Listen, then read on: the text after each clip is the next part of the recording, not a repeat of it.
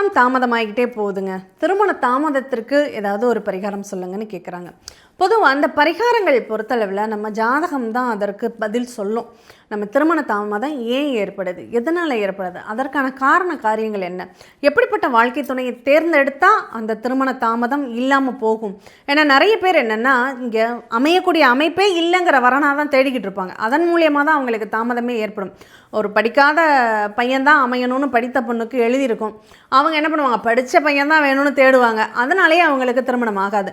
இன்னும் சிலருக்கு வேலைக்கு போகக்கூடிய பெண் வராது அப்படிங்கிற ஒரு அமைப்பு இருக்கும். ஆனால் மாப்பிள்ளையினோட எதிர்பார்ப்பு எப்படி இருக்கும், வேலைக்கு போகிற பொண்ணு தான் வேணும். எனக்கு தெரிஞ்சுங்க, இப்போ சமீபத்தில் ஒரு ஜாதகம் ஒன்று பார்த்தேன்.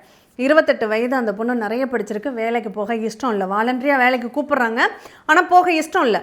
அப்போ இந்த மாதிரி அமைப்பு படிச்சிருந்தாலும் வேலைக்கு போக மாட்டேன்னு இருக்கிறவங்க தான் உங்களுக்கு வாழ்க்கை துணையாக வருவாங்க. அப்படின்னா அந்த மாதிரி தான் நம்ம பார்க்கணும். இதுக்கு பரிகாரம் நம்ம என்ன தான் பண்ணினாலும் அது வேலை செய்யாது.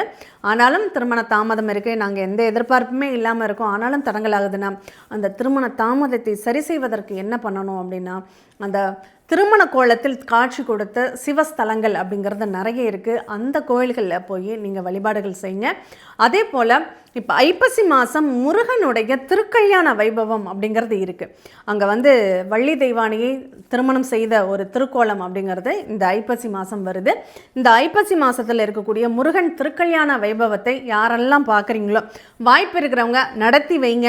அந்த முருகனுக்கு திருக்கல்யாணம் நீங்கள் நடத்தி வைக்கும்போது அந்த முருகன் உங்களுக்கு கல்யாணத்தை நடத்தி வைப்பார் அப்படிங்கிற ஒரு ஐதீகம் உண்டு. வாய்ப்பு இருக்கிறவங்க பயன்படுத்திக்கோங்க. இந்த முருகன் திருக்கல்யாண வைபவத்தை பார்த்தாலே, வசதி இருக்கிறவங்க இல்லாதவங்க என்ன பண்ணலாம், பார்த்தாலே போதும், அந்த நிகழ்வுகளை கலந்துக்கோங்க. கண்டிப்பாக உங்கள் வாழ்க்கையிலையும் திருமணம் அப்படிங்கிறது நிச்சயமாக கூடி வரும்.